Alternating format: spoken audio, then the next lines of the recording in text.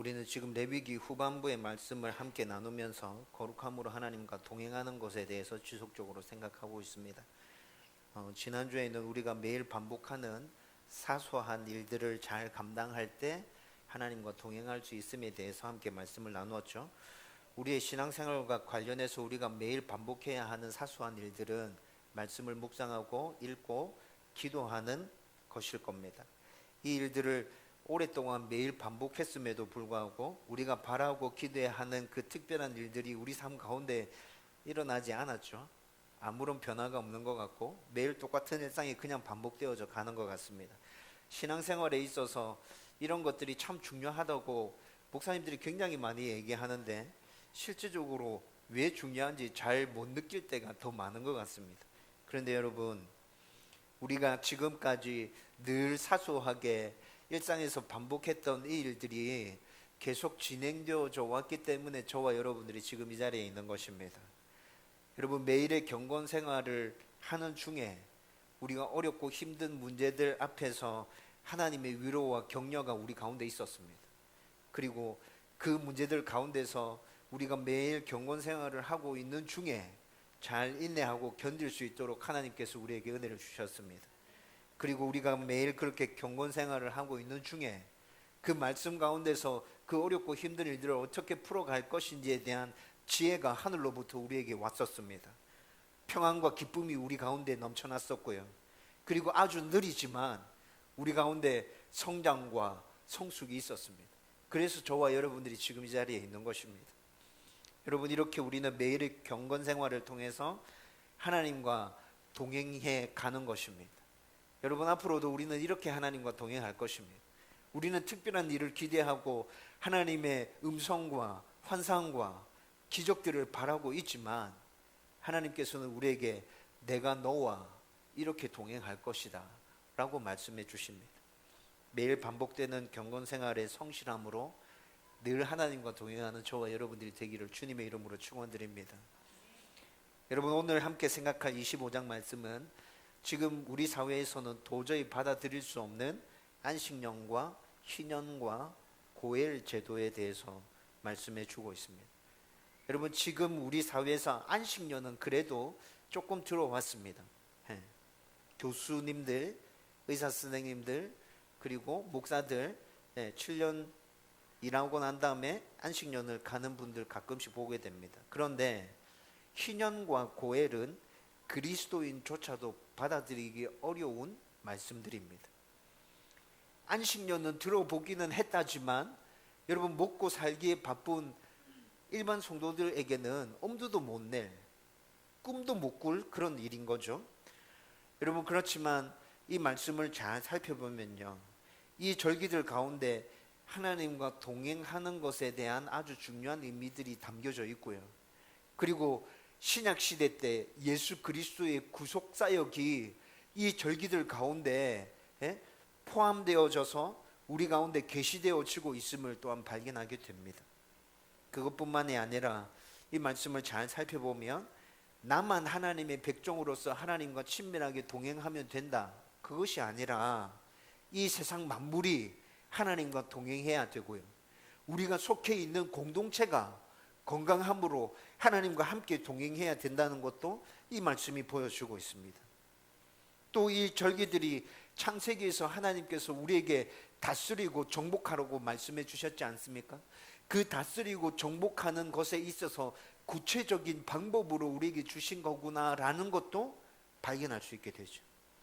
저와 여러분들이 오늘 말씀을 나누면서 개인뿐 아니라 나만 하나님과 온전하게 동행하면 돼, 그 생각에서 한 단계 더 발전해서 만물들이, 내가 속해 있는 공동체가 하나님과 온전하게 동행해야 된다 라는 그런 믿음으로, 그런 확신으로 굳게 설 수 있게 되기를 주님의 이름으로 축원드립니다.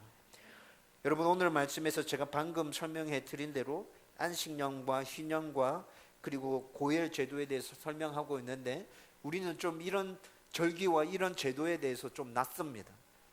도대체 희년이 뭔지, 고엘 제도가 뭔지, 좀 전에 말씀드렸던 것처럼 안식년은 그래도 좀 들어봐서 알고 있는데 이런 것들을 잘 모르기 때문에 오늘 본문에 있는 말씀을 통해서 먼저 이런 제도들이 무엇인지, 이런 절기들이 무엇인지 그것부터 살펴보고 말씀을 쭉 진행하도록 하겠습니다.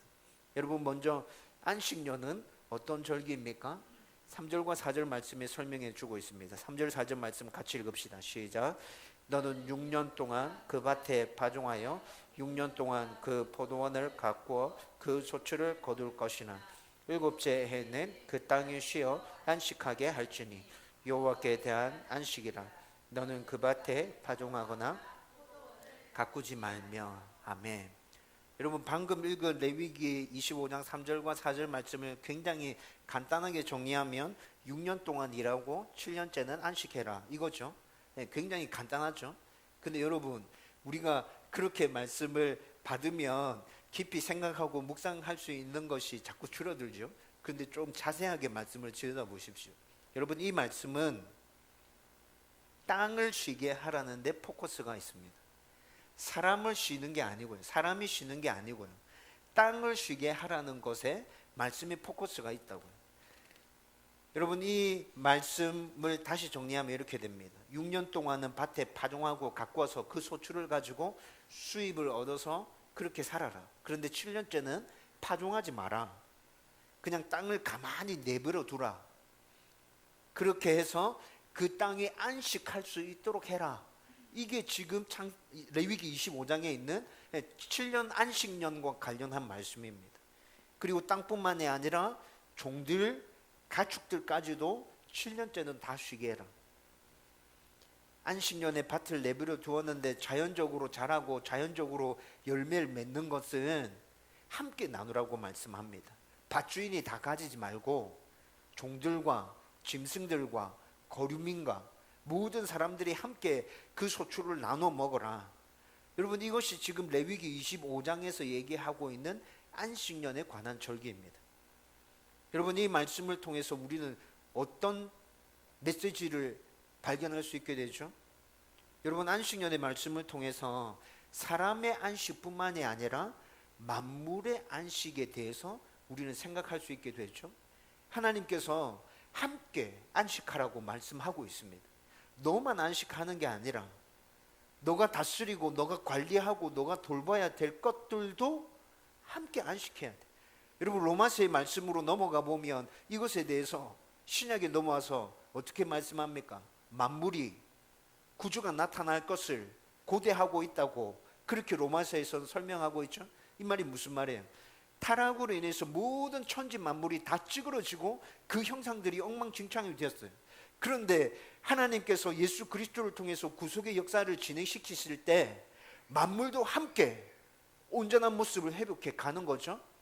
그래서 함께 안식하고 함께 하나님께서 창조하신 본래의 모습대로 회복되어져 가야 된다는 것을 우리는 이 말씀을 통해서 생각할 수 있게 되는 거예요. 그리고 만물을 정복하고 다스리라고 말씀하신 하나님의 명령을 어떻게 실현해 가야 하는지 그 구체적인 방법도 이 말씀에서 생각할 수 있게 되겠죠. 하나님께서 나만 안식하라는 게 아니라 만물까지도 이렇게 안식하라고 하면 내가 이 만물을 다스리고 통치할 때 나는 이렇게 해야겠구나, 나는 이렇게 하면 안 되겠구나 라는 것들을 생각할 수 있게 되잖아요. 여러분, 그리고 희년은 8절에서 10절까지 말씀에서 쭉 설명하고 있는데 우리 이 말씀 같이 읽어보겠습니다. 다 같이 읽습니다. 시작. 너는 7 안식년을 계수할지니 이는 7년이 7번인즉 안식년 7번 동안 곧 49년이라. 7째 달 여름날은 속죄일이니 너는 뿔나팔 소리를 내되 전국에서 뿔나팔을 크게 불치며 너희는 50년째 해를 거룩하게 하여 그 땅에 있는 모든 주민을 위하여 자유를 공포하라. 이 해는 너희에게 희년이니 너희는 각각 자기의 소유지로 돌아가며 각각 자기의 가족에게로 돌아갈지며. 아멘. 여러분, 희년은 안식년이 7번 반복되는 49년째를 지나고 50년째를 희년이라고 말하고 있습니다. 여러분, 희년에도 안식년과 마찬가지로 땅을 쉬게 하고 그리고 자연적인 소출은 모두와 함께 나눠 먹어야 했었습니다. 이와 더불어서 이스라엘 백성들이 가나안에 정착할 때 땅을 분배받았죠. 모든 사람들이 예외 없이 다 땅을 분배받았거든요.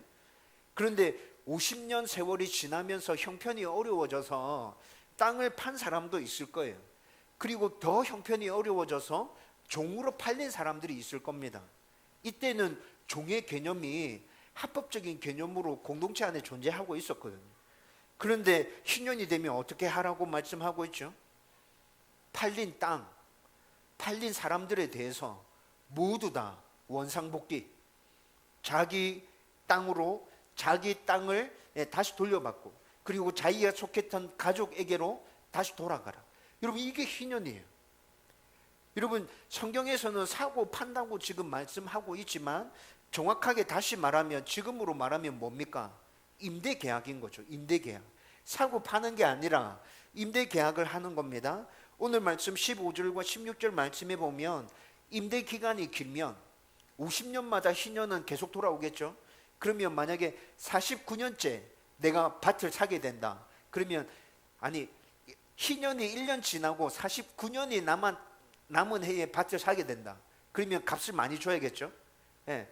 한 30년 지나고 20년 남았는데 내가 밭을 사게 된다. 그러면 그 20년 동안 사용할 수 있는 비용, 조금 적게 이제 지불하게 되겠죠.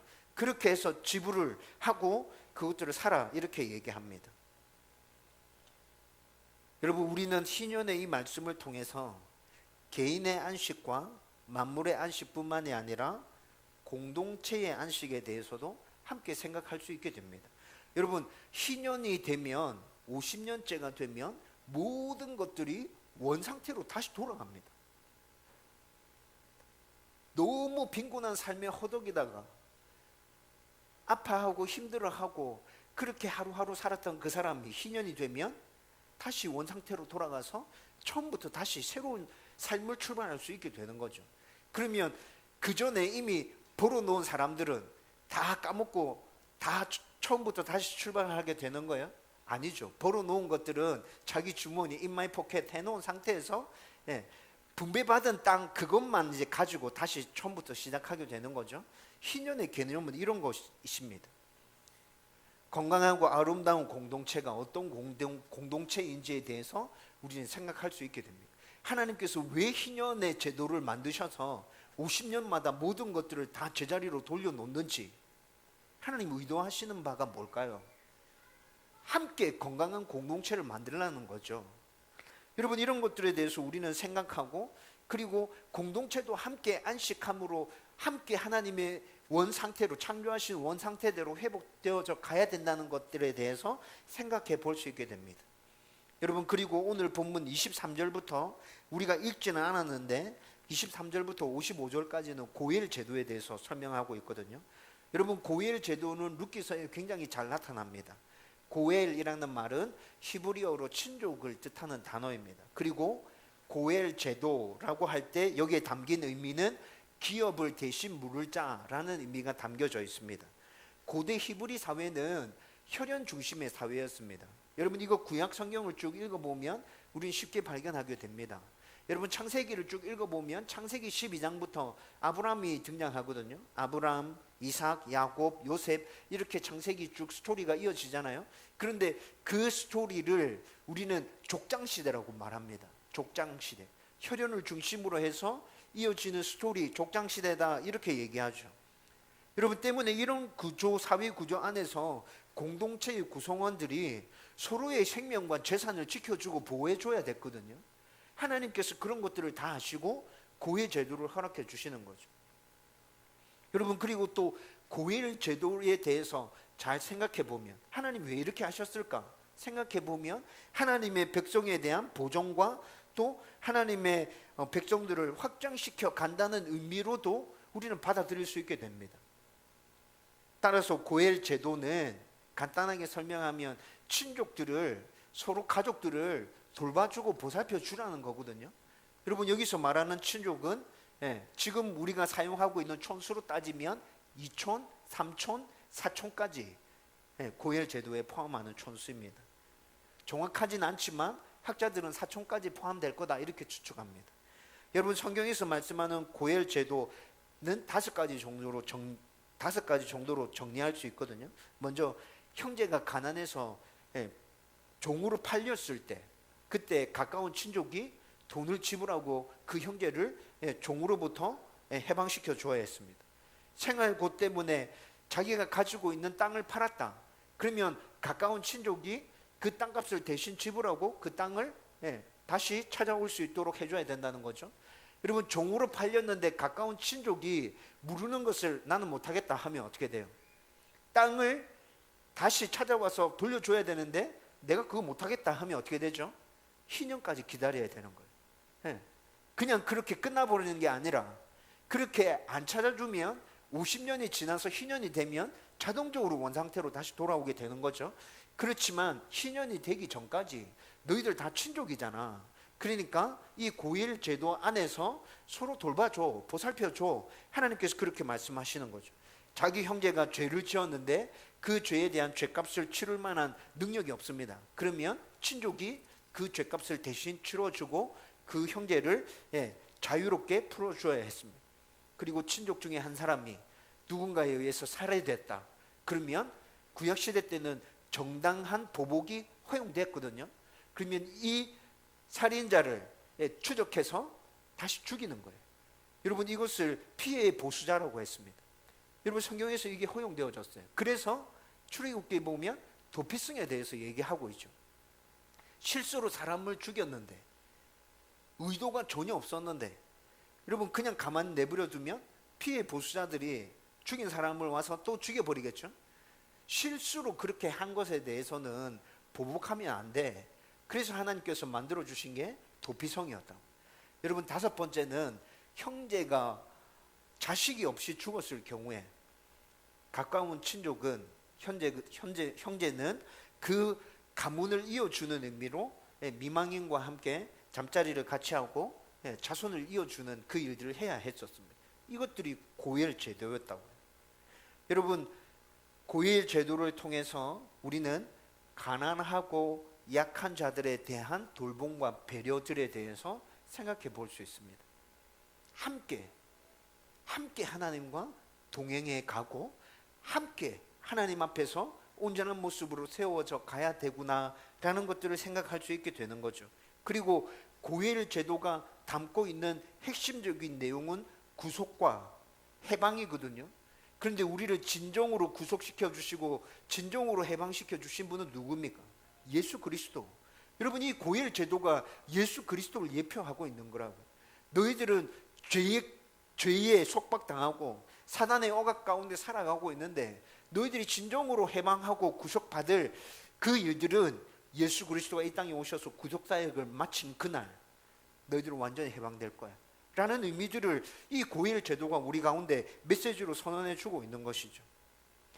여러분, 이런 절기와 제도를 통해서 하나님은 사람과 공동체와 만물이 영적으로 충분히 안식을 누리면서 하나님과 동행하는 것을 하나님께서 말씀하고 계시구나 라는 것들을 발견하게 됩니다. 여러분, 뿐만 아니라 하나님께서 첫 사람에게 명령하신 만물의 정복과 다스림과 통치가 아름답게 실현되어 가는 것을 하나님 정말 바라고 원하시구나 라는 것도 깨달을 수 있게 되죠. 여러분, 오늘 레위기 25장 전체 말씀을 여러분들이 잘 들여다보시면서 깊이 묵상해 보십시오. 여러분, 이 말씀이 온전하게 실현된다면 어떤 일이 일어날까요? 안식년, 희년, 고엘 제도. 여러분, 지금 이 시대에 안식년과 희년과 고엘 제도가 이 말씀 그대로 순종되고 받아들여진다는 것은 불가능합니다. 피해 보수자, 형제가 먼저 죽었을 때 그 미망인과 결혼하는 거, 여러분 우리 사회에서 이거 허용되지 않는 일들이죠. 여러분, 그리고 물질 만능주의 사회에서 모든 일들을 중단하고 7년에 한 번씩 안식년 하는 것, 희년이 되었을 때 모든 것들을 원래대로 되돌려 놓는 것, 여러분 이거 우리 사회에서 가능할까요? 이거 불가능할 거예요. 정말 어려워요. 그렇지만 여러분, 이 말씀이 담고 있는 원리들이 있잖아요. 이 원리들을 붙들고 이 시대에 우리가 고민하면서 적용할 수 있는 것들이 우리 사회 전반적으로 적용되어지고 실현되어질 때 어떤 일이 일어나겠느냐고요. 여러분, 좋아질 것 같습니까? 여러분, 레위기 25장에 있는 이 말씀들, 이 원리들이 우리 사회 가운데 원리적인 부분들이 적용되어진다면 우리 사회가, 우리 공동체가 지금보다도 훨씬 더 나은 아름다운 공동체가 될까요? 빈부의 격차들이 상당히 많이 줄어들까요? 사람 대접을 받으면서 모든 사람들이 그렇게 살아갈 수 있을까요? 저는 그럴 수 있다고 생각합니다. 그럴 수 있구나. 여러분, 지금 우리 사회에서 시행되어지는 복지 제도들 가운데 오늘 본문에서 이야기해 주고 있는 것들 중에 많은 것들이 실행되어지고 있습니다. 우리나라에 빚 탕감하는 제도가 있습니다. 또한 희년 제도에서 약간 변형되어진 그런 제도들을 현재 진보적인 경제학자들이 주장하고 있습니다. 모든 사람들이 평등하게 빈부의 격차를 최대한 줄이면서 함께 아름답게 살아가기 위해서는 이렇게 해야 된다라고 계속 주장하고 있거든요. 실제로 십몇 년 전에 강대국들이 아주 빈곤층에서 벗어나지 못하는, 빈곤에서 허덕이고 있는 약소국들에게 많은 것들을 빌려주고 엄청나게 많은 그 빚들을 받을 빚들을 가지고 있었죠. 그것들을 가지고 계속 약소국들을 쪼고 있었거든요. 그런데 십몇 년 전에 전 세계적으로 그 빚을 탕감해 주는 일들이 있었습니다. 여러분, 이 일들이 어떻게 진행됐는지 아세요? 경제학자들이 레위기 25장의 말씀을 보고 빚 탕감, 전 세계에 있는 모든 나라들이 빈부의 격차를 조금이라도 해소하고 빈곤층에 있는 저 나라들도 빨리 회복하려고 하면 빚 탕감해 줘야겠다. 강대국들은 그 빚 안 받아도 살아갈 수 있으니까 그렇게 해서 시행되었던 것입니다. 여러분, 많은 신학자들과 경제학자들이 레위기 25장에 나타나 있는 이 희년이 시행된다면 빈부의 격차가 상당히 많이 줄어들 거다. 우리가 꿈꾸고 있는 유토피아적인 사회가 실현될 수 있다라고 그렇게 주장합니다. 그런데 성경을 연구하는 학자들 중에서도 굉장히 많은 사람들이 레위기 25장에 나타난 이 절기들은 너무 이상적인 것이어서 시행되지 않았다고 주장합니다.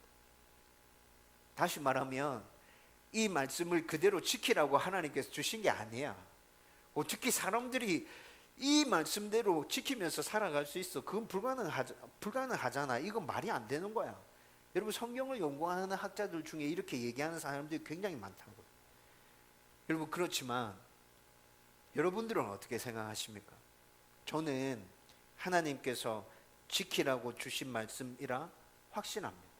레위기 25장에 나타난 안식년과 희년과 고엘 제도는 모든 사람이 함께 건강하게 세워져 가고 함께 하나님과 동행해 가는 그 일들을 위해서 하나님께서 지키라고 우리에게 주신 절기고 제도이구나. 저는 그렇게 받아들여진다고. 여러분, 이 말씀이 시행된다면 100%는 아니지만 우리가 기대하고 소망하고 있는 그 아름다운 세상들이 굉장히 많이 실현될 거예요. 하나님께서 정복하고 다스리고 통치하라고 명령하신 그 명령의 구체적인 실현 방법이 이것이구나 라는 생각이 듭니다. 하나님께서도 이 땅에서 공동체가 건강하게 유지될 수 있는 최대한을 실현하려고 이 절기들과 이 제도를 명령하고 계시구나. 저는 그렇게 이해되어진다고요. 그리고 이 절기들이 예표하고 있는 예수 그리스도의 구속과 십자가 사역으로 이미 우리는 은혜를 누리고 있구나. 많은 부분에서 회복되어져 가고 있구나. 여러분, 그런데 이렇게 되면 모두가 좋아질 것 같은 생각이 들지만 이 절기들이 실행되지 못하는 이유는 무엇일까요? 여러 가지 이유가 있겠지만 가장 큰 이유는 하나님을 신뢰하지 못하기 때문입니다. 특별히 하나님의 공급하심에 대해서 불신하기 때문에 이렇게 살지 못하는 거죠. 여러분, 이스라엘 백성들이 이렇게 하라고 했을 때 가질 것 같은 근심과 염려와 걱정이 무엇인지 하나님께서 다 알고 계셨습니다. 20절과 21절 말씀 같이 읽어봅시다. 다 같이 읽습니다. 시작. 만일 너희가 말하기를 우리가 만일 일곱째 해에 심지도 못하고 소출을 거두지도 못하며 우리가 무엇을 먹으리요 하겠으나 내가 명령하여 여섯째 해에 내 복을 너희에게 주어 그 소출이 3년 동안 쓰기에 족하게 하리라. 아멘. 여러분, 하나님께서 사람들의 염려와 걱정이 뭔지 정확하게 알고 계시죠? 어떻게 먹고 살 것인가? 어떻게 먹고 살 것인가? 여러분, 사람이라면 이런 염려와 걱정 너무 당연한 건 아닙니까? 하나님께서 이 염려와 걱정하는 것 자체를 야단치고 꾸중하고 있는 게 아닙니다. 하나님도 우리가 그런 염려와 걱정을 할 수밖에 없다는 것 너무 잘 알고 계시죠. 그래서 하나님께서 하나님의 계획을 미리 말씀해 주십니다. 하나님께서 모든 것들을 다 공급해 주신다고 미리 선언해 주시는 거죠. 6년째는 소출을 3배로 주셔서 7년째 안식해도 쓰고 남게 하겠다고 말씀하고 있죠. 여러분, 그런데 이 말씀을 잘 들여다보십시오. 6년째 소출을 3배로 주신답니다. 여러분, 7년째 쉬는 것 아닙니까? 그러면 2배의 소출이 있으면 7년째 쉬면서 그 소출을 먹으면서 넘어갈 수 있죠. 근데 왜 3배의 소출을 주신다고 하실까요? 여러분, 6년째 3배로 주신다고 하신 이유는 7번째 안식년, 49년째 안식년, 그 안식년이 지나면 그 다음 해가 50년째 희년이죠. 2년을 내리셔야 돼요. 49년째와 50년째는 안식년으로 한 번 쉬고 희년으로 한 번 쉬어야 되죠.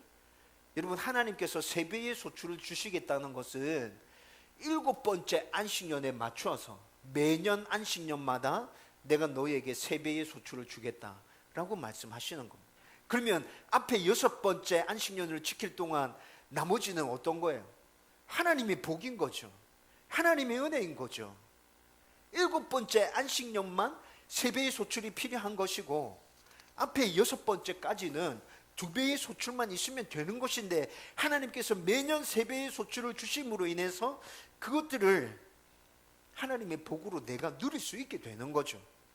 하나님의 말씀에 순종할 때 딱 맞게 주시는 것이 아니라 하나님은 쓰기에 족하도록 넉넉하게 주신다고 말씀하십니다. 여러분, 이것이 하나님의 은혜입니다. 이것이 하나님의 공급하심입니다. 여러분, 이것이 하나님의 복이고 이것이 하나님과의 동행입니다. 여러분, 지난주에 우리는 진설병을 통해서 하나님의 공급하심에 대해서 다시 생각했죠. 이스라엘 백성들은 하나님의 공급하심을 늘 기억하고 신뢰했어야 했었습니다. 그래야 하나님과 동행할 수 있었지 않습니까? 여러분, 그러면 오늘 말씀에서도 하나님의 공급하심을 믿고 안식년을 지키고 희년을 지키고 9일 제도를 지키라고 말씀합니다. 내가 너희들에게 복을 줄 거야. 내가 너희들 굶기지 않을 거야. 공급해 줄 거야. 하나님께서 이렇게 명확하게 말씀하시죠. 그러면 개인과 공동체와 만물이 하나님과 동행할 수 있고 건강한 사회가 된다는 것입니다. 하나님의 공급하심을 신뢰하도록 하기 위해서 이스라엘 백성들은 광야 40년 동안 하나님께서 먹이시고 입히시는 것들을 경험했습니다. 만나가 끊어진 이후에도, 가나안 땅에 정착한 이후에도 여러분, 성막안에 진설병을 두심으로 인해서 하나님의 공급하심을 눈으로 계속 확인하게 만들었다고요. 그런데도 여전히 이스라엘 백성들 안에 하나님의 공급하심에 대한 불신이 남아 있었습니다. 여러분, 이스라엘 백성들은 모세를 통해서 이 말씀을 하나님께로부터 직접 받았죠. 그리고 만나를 통해서, 진설병을 통해서 하나님의 공급하심을 직접 경험했고 눈으로 보고 있었습니다. 하나님의 임재를 직접 경험했죠. 그런데 이 말씀에 순종하지 못했어요. 안식년과 희년이 지켜지지 않았습니다. 그래서 레위기 26장 34절 말씀, 다음 주에 생각할 26장 말씀에 이렇게 얘기합니다. 같이 읽어보십시다. 다 같이 읽습니다. 시작. 너희가 원수의 땅에 살 동안에 너희의 본토가 황무할 것이므로 땅의 안식을 누릴 것이라. 그때의 땅의 안식을 누리리니. 아멘. 여러분 이 말씀이 이스라엘 백성들의 포로를 지금 말씀해 주고 있는 거라고요. 여러분 실제로 이스라엘 백성들은 사울 왕부터 시작해서 여호야김 왕까지 490년 동안 안식년과 신년을 지키지 않았습니다. 490년 동안 안식년을 지키지 않았다. 그 안에 안식년이 몇 번 들어갑니까? 70번 들어가거든요. 여러분 그래서 바벨론의 포로 기간이 왜 70년이에요? 하나님께서 말씀하십니다. 너희가 지키지 않은 안식년과 희년 그 날을 계수해서 너희들이 바벨론에서 70년의 포로 생활을 지나야 내가 너희를 해방시켜 줄 것이다. 이스라엘 백성들이 우상 숭배로 하나님을 배반하고 하나님을 떠났습니다. 하나님께서 지키라고 말씀하신 안식년과 희년을 지키지 않았습니다. 그 횟수만큼 하나님께서는 바벨론에서 포로 생활을 하게 하셨고, 이스라엘 백성들이 바벨론에서 포로 생활을 할 때 예루살렘의 땅은 강제로 안식년 가운데 들어가게 되는 것이죠.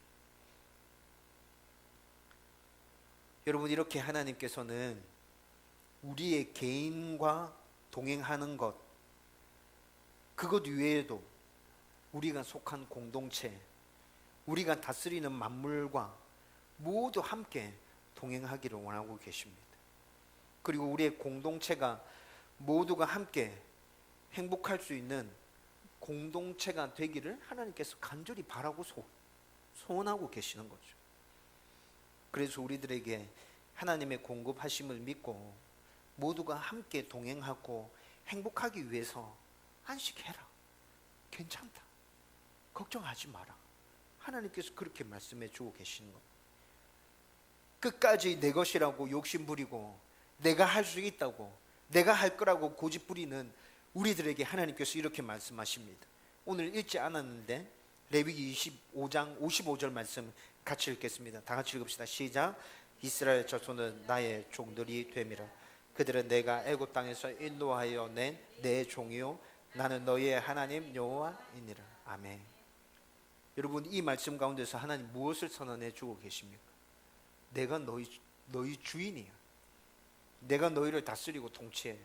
내가 너희들의 필요를 채워줄 거야. 내가 너희들을 공급할 거야. 여러분 신약 시대에 넘어오면 이 말씀이 우리 가운데 어떻게 적용되어집니까? 죄와 사탄의 올무에서 예수의 생명을 주고 내가 너희들을 샀다. 너희들을 구속했다. 너희들은 내 거다. 여러분 하나님의 공급하심을 신뢰하며 나와 공동체와 만물 모두가 함께 동행하자. 그 하나님께서 지금 말씀하고 계시는 것입니다. 여러분 그런데 우리는 끝까지 내 것이라고 주장하죠. 더 가지고 싶고 더 누리고 싶고 내가 주인 되고 싶어 합니다. 이렇게 되기 위해서 다른 사람들이, 공동체가 자연히 망가지고 상처를 입고 힘들어하는 것 우리는 크게 신경 쓰지 않습니다. 지금 우리가 사는 세상에서 많은 그리스도인들이 이렇게 살아가고 있습니다. 여러분 오늘 이 말씀 앞에서 저와 여러분들은 생각해 봐야 합니다. 나는 어떻게 살아가고 있나? 하나님의 공급하심을 신뢰하고 개인과 공동체와 내가 관리하는 모든 것과 함께 건강한 공동체를 세우고 하나님과 지속적으로 동행해 가는 저와 여러분들이 되기를 주님의 이름으로 축원드립니다. 이제 말씀을 결론 지으려고 합니다. 여러분 개인적으로 목사들의 지나치게 긴 휴가와 안식년에 대해서 부정적인 생각을 가지고 있습니다.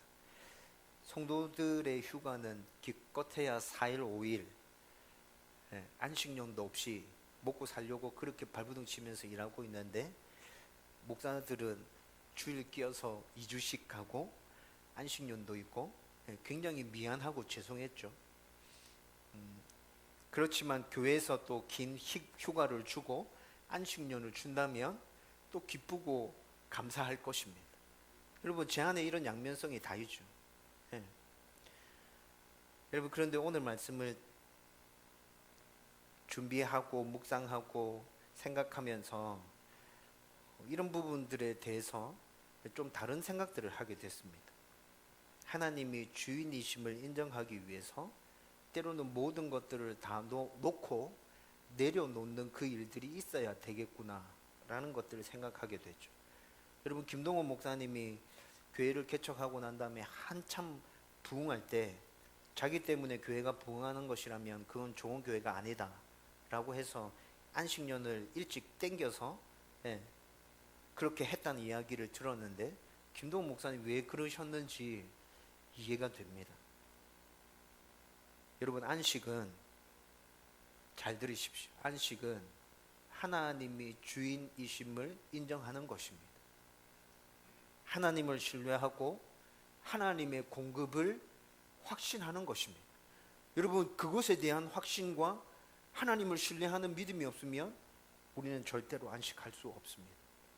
여러분, 주일 청수도 그렇습니다. 안식년도 그렇습니다. 희년도 그렇습니다. 여러분, 고일 제도도 그렇습니다. 모두 다 똑같습니다. 여러분, 하나님을 신뢰하고 하나님의 공급을 확신하는 것, 여러분, 이것이 우리가 주 안에서 진정한 쉼을 누릴 수 있는 출발이 되는 것이라고.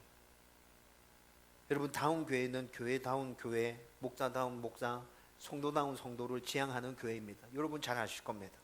교회답지 못하고 목사답지 못하고 성도답지 못한 많은 그리스도인이 있어서 이런 지향점을 우리 교회의 지향으로 선정했습니다. 여러분, 이 중에서도 목사가 목사답지 못하고 교회 주인 행세를 하는 것은 제가 목사이기에 더 경계되어지고 더 신경 쓰여집니다. 내가 교회를 세웠다. 내가 없으면 교회 안 돌아간다. 내가 없으면 교회 무너진다. 내가 다 결정해야 돼. 내 생각과 내 방식대로 무조건 다 따라와야 돼. 여러분, 이것이 목사들이 가진 목사답지 못한 생각과 모습들입니다. 이런 생각들이 있으면 자연스럽게 자기가 교회의 주인 행세를 하게 되죠. 여러분, 그래서 내려놓음이 필요한 것입니다. 여러분, 제 말을 오해하지 마십시오. 제가 7년 뒤에 꼭 안식년을 하겠다라는 뜻으로 지금 이 얘기를 하고 있는 것이 아닙니다.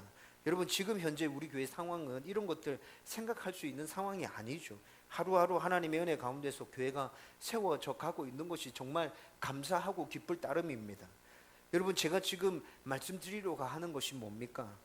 하나님의 주인 되심, 하나님의 공급하심, 내려놓아야 할 때 주저함 없이 내려놓을 수 있고, 떠나야 될 때 미련 없이 떠날 수 있는, 하나님만을 신뢰하고 하나님만을 바라보는 믿음. 여러분, 제가 그런 믿음을 가진 목사가 되면 좋겠다고. 여러분, 그런 의미에서 이 말씀을 제가 드리는 겁니다. 여러분들에게도 이 신뢰와 이 믿음이 생겨나게 되기를 주님의 이름으로 축원드립니다. 여러분, 오늘 말씀 그대로 우리 삶에 적용하지 못합니다. 그러면 우리는 무엇을 생각해야 합니까? 말씀을 붙들고 하나님과 동행하기를 원한다면 먼저 하나님이 나의 주인이시다는 것부터 다시 가슴에 새기십시오. 하나님이 공급하신다. 하나님이 나를 책임지신다. 여러분, 지금 염려되고 근심되고 걱정되는 것들이 있습니까? 하나님께 맡겨드리십시오. 어떻게 맡겨드립니까? 한순간도 머릿속을 떠나지 않고 계속 생각나는 것들 있지 않습니까? 여러분, 그것들 기도 가운데 계속 하나님께 내어드리십시오.